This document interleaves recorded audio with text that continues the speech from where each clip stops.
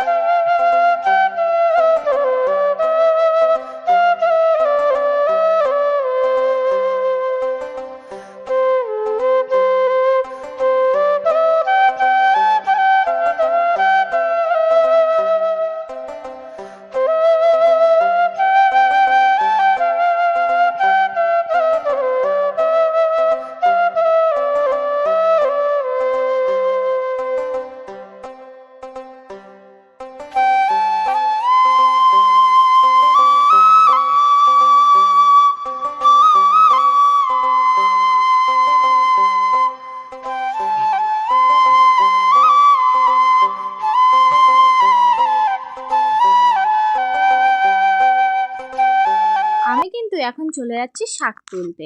আর শাক তুলতে কোথায় যাচ্ছি সেটা তোমরা দেখতে থাকো। আর আমি চলে এসেছি শাক তুলতে।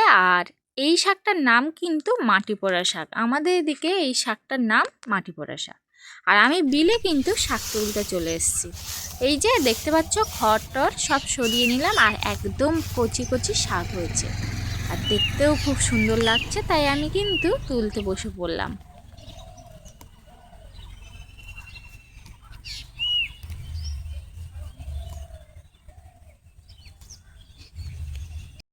বাড়িতে চলে এসেছি, আর মা এখন কিন্তু ঘরের দেয়াল কিন্তু গোবর দিচ্ছে। গোবর আর মাটি মিশিয়ে কিন্তু গোবর দিচ্ছে। আর আমি কি কি শাক তুললাম তোমাদের সাথে এখন শেয়ার করব। এই যে দেখতে পাচ্ছ, সাঞ্চি শাক আর মাটি পোড়া শাক তুলেছি। তো দেখতে পাচ্ছ বন্ধুরা, টাইম কলে কিন্তু জল চলে এসছে। আর এই টাইম কলের জল কিন্তু এই সব পাত্রে ভরে রাখবো, কারণ এটা একদম কালকে আবার সকাল পর্যন্ত এই জল ব্যবহার করা হবে। তো এই টাইম কলের জল চলে এসছে, এখন আমি কিন্তু গরুর জল দিতে চলে যাব।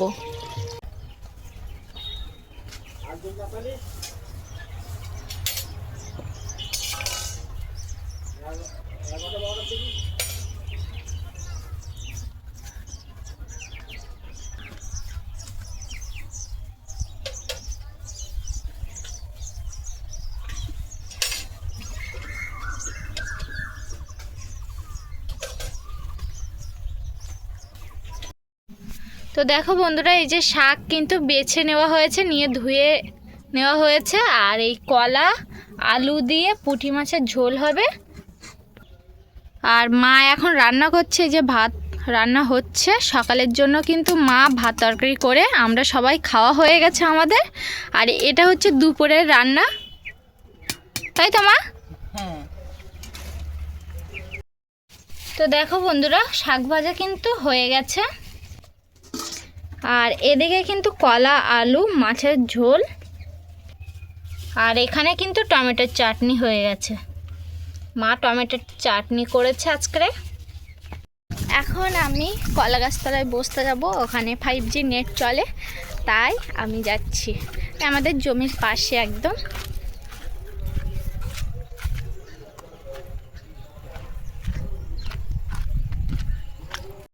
এই যে দেখতে পাচ্ছ আমাদের জমি এটা। আর এই যে হচ্ছে কলা গাছতলা, এখানটায় আমি বসে থাকি। এই যে এখানটায় বসে আছি, আর এখানটায় 5G নেট চলে খুব ভালো।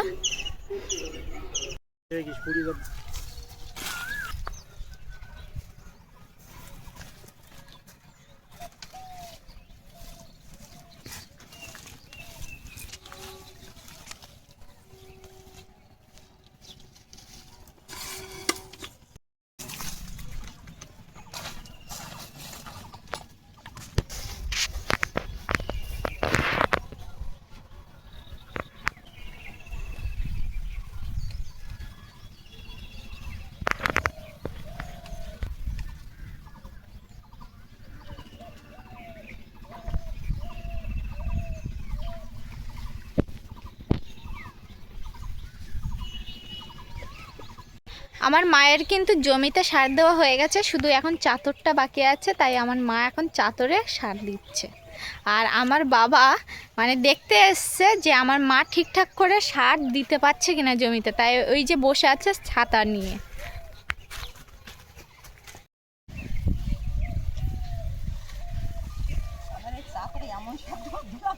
হুম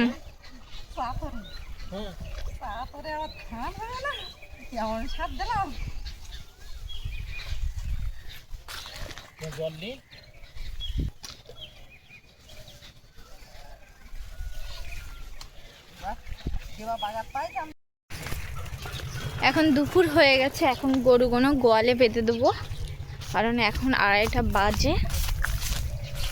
ওদের খাওয়াটাও ঠিকঠাক হয় না, তাই একটু সকাল সকাল বেঁধে দেবো আর কি, মানে তাল গাছতলায়, গোয়ালে না তাল গাছতলায় বেঁধে দেবো।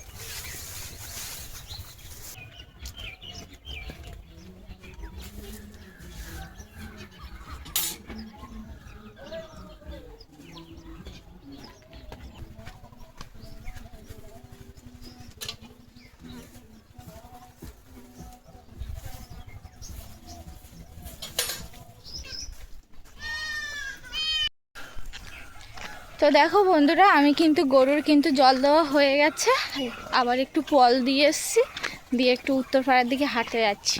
কেন যাচ্ছি সেটাও তোমাদেরকে বলছি। ও দিদি দেখো মা, এই যে দেখতে পাচ্ছ আমার মা সাজুগুজু করে রেডি। আমার মা যাবে এখন বউ ভাতে, কারণ পরশু দিন না কালকে না পরশু দিন পরশু দিন বিয়ে হয়েছে, আমার বাড়ির পাশে একটা মেয়ের বিয়ে হয়েছে।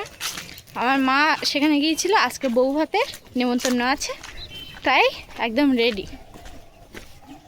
তাই এখন যাওয়া হচ্ছে, যে আমার মায়ের সঙ্গে যারা যারা যাচ্ছে তারা কখন বেরোবে, তাই একটু যাওয়া হচ্ছে উত্তরপাড়ার দিকে। তাই মা আর আমি এখন হেঁটে যাচ্ছি, তাই তো মা? তো দেখতে পাচ্ছ বন্ধুরা, আমি কিন্তু খড় নিয়ে আসছি গোয়ালে, কিন্তু এই খড় পেতে দেব। যেহেতু দিনের বেলা গরম লাগলেও কিন্তু রাতে কুয়াশার জন্য একটু ঠান্ডা লাগে, আর গরুদের যাতে রাতের বেলা ঘুমানো অসুবিধা না হয় সেই কারণেই কিন্তু আমি খড় সব পেতে দিচ্ছি। আর এখন কিন্তু আমি গরু সব এক এক করে গোয়ালে তুলে দেবো, যেহেতু 5:30 বাজে, অনেকটাই বেলা হয়ে গেছে, আর ওদেরকে গোয়ালে তোলার টাইমও হয়ে গেছে।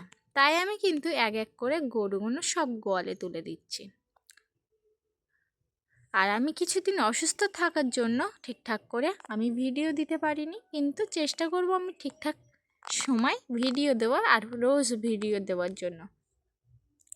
তো ভিডিওটা বেশি বড় করব না, ভিডিওটা এখানেই শেষ করছি। আগামীকাল দুপুর 3টের সময় তোমাদের সঙ্গে দেখা হচ্ছে। ততক্ষণ তোমরা সুস্থ থাকো, ভালো থাকো, টাটা।